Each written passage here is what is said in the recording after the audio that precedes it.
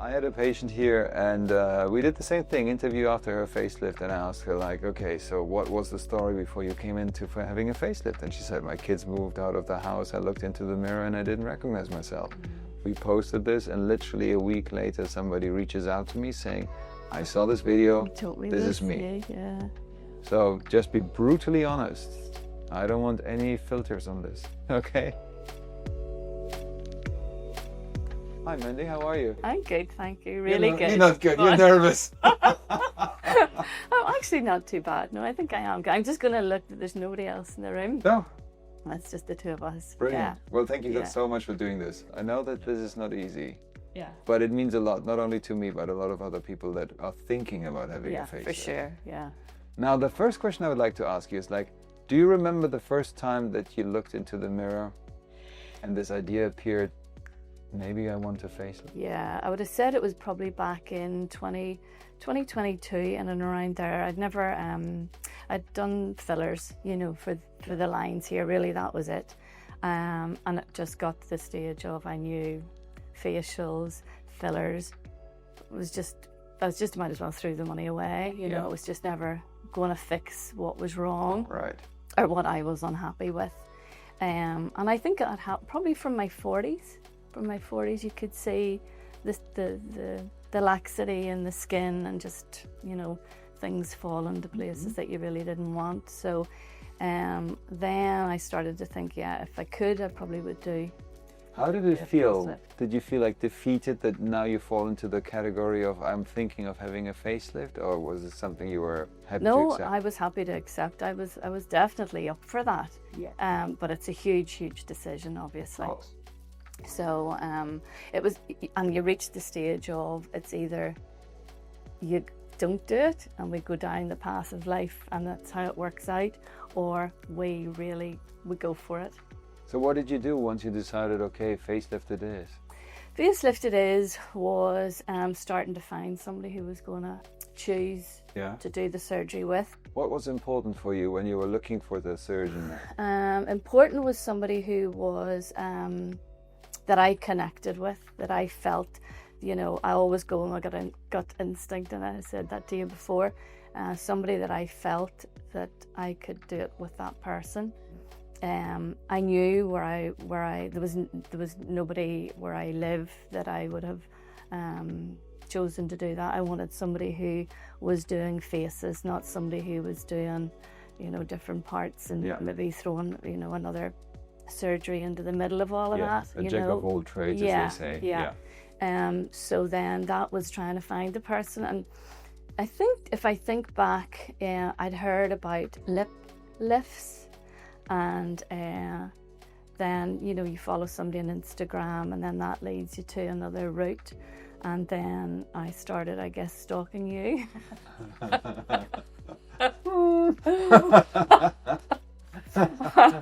and I guess that's just the truth, you know, because we hadn't met, obviously.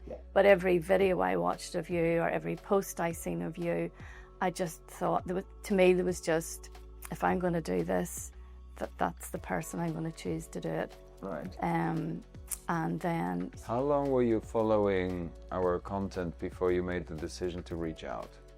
Oh, probably a year. Yeah. Probably a year, yeah. And then, you know, that's one decision made. Exactly. One, you're going to do it. One, you think the person, you know, you think that person is the right person to do this with. And then lo and behold, you have another huge decision to make, you know. We did the Zoom first. Yeah. I was so nervous, so nervous. And then we came over in person. Yeah. Do you think that the Zoom was helpful before coming over in person, because we kind of already had a chat before you came? Definitely. Yeah, definitely, to get that initial... icebreaker. Yeah. Out of the way, you know, and then to come over and so it was a good icebreaker. That's a good word for it. Okay. Yeah. So you had our conversation face to face here. You left, and then what? Then what? Because I do recall that there was like a little bit of a shopping list, and we broke it into not just one big surgery. Well, I think on the Zoom call I joked by saying, I just need this bit here fixed, and I knew that wasn't the case. When we came over, you know, I think the only thing I didn't mention, you did my brows. I didn't mention that, but you know, I sat here and you went, I think we'll do this first, and that was a priceless piece of advice, you know, because I thought, I thought, come here, get it all done, one job. As they do it in America. As they do it in America, and as they do it on YouTube. Of course. You know, and I thought, yeah. And then you said, no, we'll do this, and this. There was 3 things to start with. Yeah.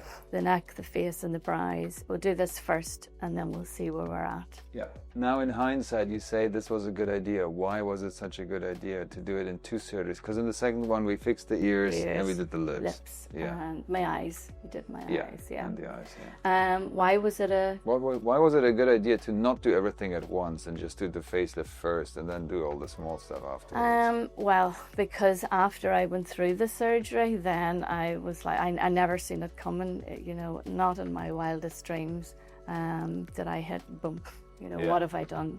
Yeah. And I think if I had have done it all, that dip would have been even bigger. When did this dip occur? Like you had surgery, was it like the day after, a couple of days later? It was probably, you know, everything you see on social media, YouTube, everybody's going, oh, it happens around day 4. Yeah. I was fine. I stayed in London for 9 days, which was great, and I knew you were here, and you were here, and you nearly seen me every other day. I think whenever when I went home, and you start to go home and you think, I'm not gonna get away with this. You know, even swelling, bruising, you know, you think, you know, you're going home with a pair of glasses on you, probably a hat, you know. I just thought 9 days in London, nobody's ever going to know, you know, I'm going to go back just refreshed. So that was fine, left here, went home, and then I think I didn't have a great weekend. Okay.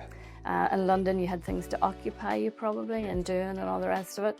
And then I so it was a longer time for me to hit that dip. Mm-hmm. You're talking day 9, 10, 11. And I didn't have a good weekend. I was like, because I think I believed I'd be restaurant ready sooner, socially ready sooner. That there was never anything really I don't think I was unhappy about. I just was like, I'm just not going to be able to hide it. Now the question I have is, was it more so a concern for you that you could be judged by your friends? It was judgment, yeah. Or was it that you were not recognizing yourself in the mirror? Judgment, yeah. Yeah, which is also a very important aspect. Did you keep it a secret to everybody? Mm-hmm. Why am I not surprised? I'm dead private, you know, really, really private. So, and it is judgment, you know, people go, you know, I think I said to you before, you think you have to be a Cindy Crawford or a supermodel to invest in yourself, or maybe that was just my mindset, you know, to think I'm just an ordinary person. Why, you know, quick question. Why would you do it? If you would have to do it one more time, would you do it differently now, telling your friends, this is what I'm going to do and I will own it, or would you still keep it very private? I'd probably still keep it private, but I mean, I've never, a year ago, I would never have thought I'd be sitting here discussing it for you to put on, you know. I really appreciate it. I know how much that means, So I'm so happy with it that I don't really care what anybody judges now, you know. Do you feel this liberating? Yeah. Mm-hmm. I think, you know, whenever you're at that dip, I phoned you, you know, we spoke a few times, we came over, and you know, and you actually said to me, you listened, and if there was anything I wasn't happy with, you said, we won't stop until you're happy. Yeah. But give this till October, and I think this was like July, and I thought, October? I'm never going to see October in terms of the length of time. Yes. And you said to me, go out, get the glass of rosé. Yeah. And I did. And I'm not joking you. That I turned the corner then. Right. I actually you went sit with the process. Yeah. I trusted you, and I did trust the process. I just had that wobble of, Insecurity. Well, I'm glad I didn't suggest a bottle of tequila instead. So. True. God knows what But would I have did. happened. Do you know? I did. I had the glass of rosé, and I went, trust the process and breathe. You know, and then I never looked back. 6 weeks was a game changer. You know, even 4 weeks was a game changer. You could see things starting to move more, maybe that sort of thing. The swelling going down, the bruising going away. So yeah. Did you feel a new force inside you growing as you saw the progress? Yeah, it changes you, you know, and it does liberate you. I've always enjoyed my clothes, enjoyed my fashion, enjoyed my makeup, and it put me back into that again. Correct. Where, you know, at the stage of I was beginning to look, you know, the genetics were there. Yeah. And I'd also said, I had a very, in repose, my face would have always nearly looked sad. Yeah. And that's gone, yeah. You know. Yeah. I can be just me. Now, a stupid but medically important question. Stupid because it might not be clear what I'm trying to ask, but once you have healed, let's say 8 weeks after the surgery, 2 months after the surgery, the tissue has healed, it sits in a new position. Do you feel that you had a different feeling for your face? As you said, you always felt like I look sad, so there was some weight you might have experienced. Yes, yeah. Did it feel differently after that? Yeah, I mean, I've always, not every day, I mean, I don't know if this is where you're going, but not every day would I have put makeup on. Yeah. And I was at the stage of life that I did need to put makeup on every day, so I could go out without a scrap of makeup on and feel that I felt I was fine. Yeah. You know, to do that. Did you feel that the face felt different after surgery? Yes, I did. You know what? You know, it's a lot firmer. Yeah. Yeah, definitely a lot firmer. My eyes are fantastic in the second surgeries that we did. You know, that was amazing. Now, for the second surgery, which was the was the upper eyelids, the lip lift, and the ears. Ears, yeah. Were you as nervous or even more nervous than before? No, because I knew what I was in for, yeah. Okay. When you asked me when did I realise it was in my 40s when I was at the gym and I lay down and then my face came second. Yeah. I literally felt it go like, what happened there, you know? Tell me the story when you came for a follow-up to London and you took the early bird flight from Ireland. Thank you. Yeah, this was recently actually. Yeah. Oh, we've had so many funny things. But that was on the flight, and I was travelling on my own, and there's two gentlemen beside me, and I'd done really well. It was an early morning start. I was up from 4 o'clock, and I said, "Please don't talk to me. Please don't talk to me." He introduced himself anyway, and then as you know, about with 10 minutes to spare coming into land, and I thought, I've nearly made it. Asked me would I like to go for breakfast and for my telephone number, and I thought, hello? But you said that you initially didn't realize that he was hitting on you. It's like, genuinely didn't, and I did say to him. He was very subtle then. What? Why? You know, I was like, why? I thought you lost. Do you need help getting off the plane, or do you not know where you're going? This must have felt pretty good getting off the plane. I got off the plane, I scarpered Greg, and I texted my husband, and it was like, send help. People in London. And I had a minor hospital appointment, and the girl was going through all the details, and she got to the end of it all and then said, you're not that age. Couldn't possibly be. And then she really was quite surprised by it, to the extent we had to start the whole blooming thing again because, you know, she just didn't believe I was in my 60s. You know, when you told me the story about the gentleman on the plane, I was thinking, and I don't think it's only the appearance. I think that what sits much more is how you carry yourself, and there's some sort of confidence knowing that when you go to the gym, your face will not hit the mats anymore. Yeah. Which I think people just get it, and there's this energy that you radiate, and you know, one word for it is confidence. And to me, this is the greatest gift back, you know. Yeah. If you can see that a patient gained who they were and the confidence they once had. Yeah. Now, all the judgmental friends of yours you were so scared of, if they would come to you and say, you know, Mandy, I'm thinking of having a facelift, what would you say? go for it, and I know the person to go with. And I genuinely mean that, you know. Somebody somewhere along the way is going to say, did you, you know. Do probably. they know? No, I don't think so. You kept it a secret so far. A few, probably a few. But you never told them. But I never went out. No. You know, the Vatican is still looking for some stuff. And MI6. I tell you, I take secrets to the grave. You know, I'm really loyal to anybody that tells me anything as well. You know, but to do this is huge. I know. So anybody can see this, and I don't mind now who sees it. I'm happy. I am happy. It was right for me, and I would do it. You know, I would do it again without. And you're so a beautiful. thought. Thank you very much. Thank you. But finding the right person, finding somebody, and I've tried to get it into words. This is not going out to buy an iPhone 12, 14, 15. Yeah. You can't pick it. Yeah. You can't say I want that, but I want that in pink. Yeah.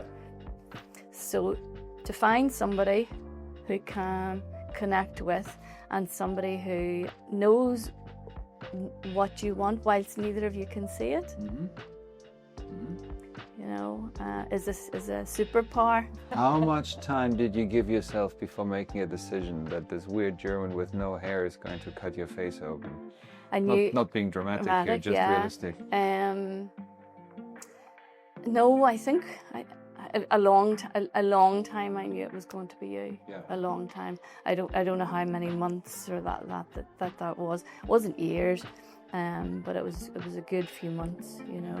I think, and then listening to your story, what I see so good and valuable in it is you never rushed into anything. You took your time, you looked at the content, you gave your time before you even reaching out, etc. Yeah. And I think this is one of the most important things, that once you go for it, there is no upbeating yourself because you were rushing into anything, etc. Yeah. Yeah. It's still difficult. It is hard. I mean, the day of actual surgery, you know. Oh, I have a picture of you with a marking. You look so happy. That day, I was like, am I really, you know, and if you'd have backed out, you wouldn't have been happy. Okay, there was the chance that you might not be happy with the result, you know, but, you know, and then when I went down for surgery, you know, it was funny because you were watching the TV, and the anaesthetist and the other person, and they're chit chat. My brain had no space to go. In, yeah. No, of course. And then that was it, and then that was it over. And you know, it was never sore.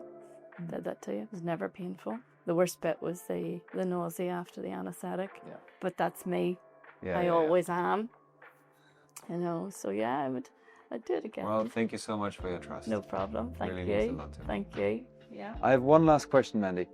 If you would have one pearl of wisdom to give to a friend of yours that's coming over to yours and says, I'm thinking of having a facelift, one pearl of wisdom, what would that be? For me? Yes, based on your experience. Bring company, bring a support, bring a partner. Great. Yeah.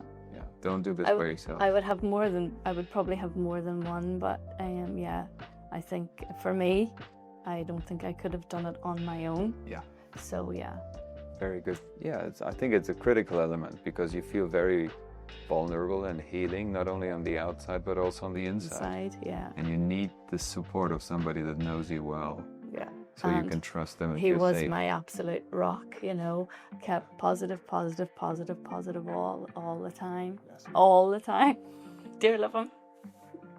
That's true, and yeah, I was blessed to meet him as well. So yeah. Yes, I can confirm some people can probably do it on their own, but for me, I've said I couldn't have done it without him. Probably only after the third facelift. Thank you. No problem. My jaw dropped behind the camera when you said you're in your 60s.